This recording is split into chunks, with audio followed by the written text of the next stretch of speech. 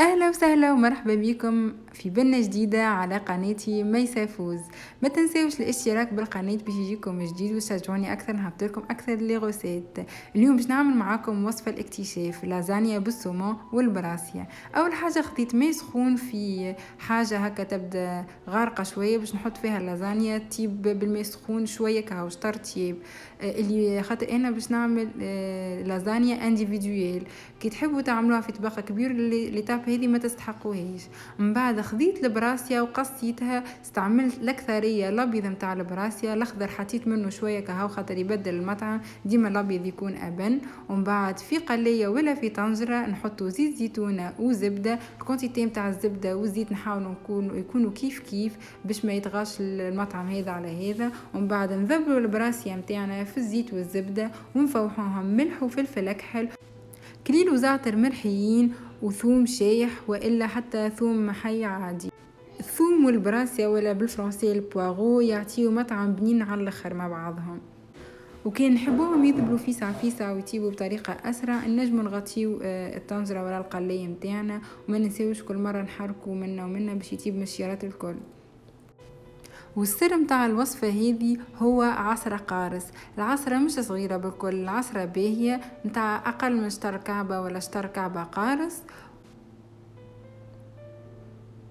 وكيف ما تراو هوني ذبل البراسيا بالباهي وعمل صوص، نزيدوا عليه كريم فريش ليكيد ونخليوهم يغليوا مع بعضهم مش برشا خاطر لازم تبقى عنا صوص هي اللي باش طيبنا اللازانيا متاعنا.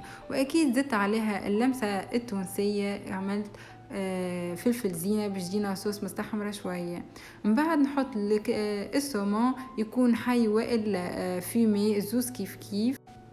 توا ناخذوا اللازانيا اللي حطيناها في الماء سخون من الاول كيف ما قلت لكم.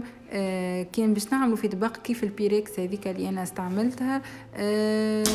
من غير لا تنفخوها في الماء السخون، تنجموا تستعملوها ديريكت، هي بطبيعتها تطيب مع الصوص. هوني خاطر استعملت حاجات انديفيدويل، لازم نطيب اللازانيا شويه باش تاخذ الفورمه نتاع الطبق نتاع الفرن نتاعي. كيف ما تراها هكا الطواني يمكن نحطها من الاول، نحطوا الصوص نتاعنا اللي بالصومون والبواغو، من بعد نحط كعبات اللازانيا ونعملوا طبقه اخرى. ماذا بيكم تعملوا زوز طبقات كهو نتاع اللازانيا باش ما تجيش فيها ياسر بات، تجي ابن ومشخشخه بالصوص اكثر.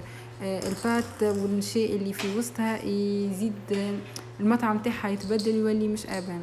انا هوني عملت 3 في المره هذه، جربت 3، المره اللي قبلها عملت زوز اكاها وجيت ابن. ننصحكم انا اعملوا زوز بر. من بعد حضرت الصوص بشاميل كيف ما تعرفوا، شويه زبده وشويه فارينه. من بعد نبداو نزيدوا الحليب بشوي بشوي ونفوحوا ملح، وكان تحبوا شويه نعناع. هذه الوصفه متاعي اللي ديما نعملها، الحليب ديما نزيد بشوي بشوي حتى تكشي تختار معايا. وباش البشاميل جينا باهيه ومش مكعبره ماذا بينا ديما نخلطوها بالفوي. وكان ما عندناش نجموا نستعملوا الفرشيطه خاطر المغرفه تخليها ملكته على بعضها، والفرشيطه الاسنان نتاعهم يحلوها اكثر والكعابر يتنحى، وديما نخلطوا هكيك تطلع باهيه. بالنسبه للتفويحه تنجموا تزيدوا اللي تحبوا، تحطوا فلفل اكحل اي حاجه اخرى. انا ما نفضلش الفلفل اكحل خاطر مش باهي برشا المعده، ماذا بيا ديما اي حاجه نعوضوا بها. هنا النعناع ديما نعملوا معها وتجيني النتيجه كيف ما نحبوا، خير من اللي نحب، بنينه برشا. ننصحكم تجربوها وتشوفوا. هاو قدامكم التكستور لازم تكون مش خاطره برشا ومش جاريه زاده. نرجعوا الكعبات اللازانيا متاعنا، حففتهم على جنب بالمقص باش البات هذيك ما تتحرقش في الفور، ونحطها في الوسط مش باش نستغنى عليها. ومن بعد نصب فوق منهم الصوص بشاميل اللي حضرناها ونشخشخوها بالموتزاريلا ولا اي فخماج عندكم. كيف من داخل نجم نحطوا زيادة بشاميل ونجم نحطوا الموتزاريلا ولا اي فخماج اخر، قد ما تكون معبيه بالجبن قد ما تكون مشخشخه. وهذه حضرت معانا، نخليوها تكون دوري من الفوق. وكانت البنة ما نحكي لكم مش روعة. ونعاود نذكركم انه اللازانيا زوز طبقات يزدي تكون لكم ابن. هوني باش نعمل معاكم الديكوب باش تشوفوا من داخل كيفاش طلعت، كيف ما تراو جوتوز.